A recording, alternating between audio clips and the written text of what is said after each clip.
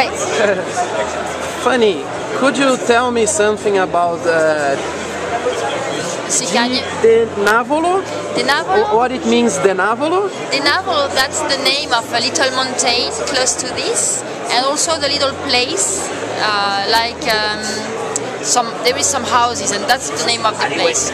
And this is also the name of the winery. The wine is called Di Navolo because it's not possible to keep the E for the name of the wine because it's the name of the mountain and the place. Okay.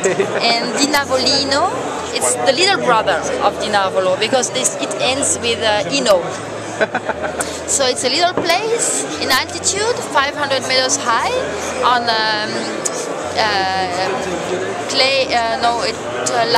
limestone and clay soil. Okay. It's quite steep the parcel, and it's just one plot, 2 hectares. And there is a division of the upper part of the parcel and the downer part. Upper, it will produce the Di Navolo because the soil is very thin and it's very concentrated, whereas the downer part will produce the Di Navolino because the soil is thicker and it's juicier. The berries are juicier. So we will have more volume of juice in comparison with the skin. And they are all carbonic maceration?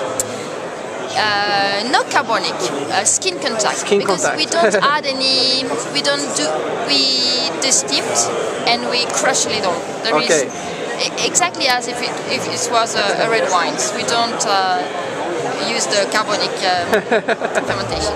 Thank you very much, Fanny. Welcome.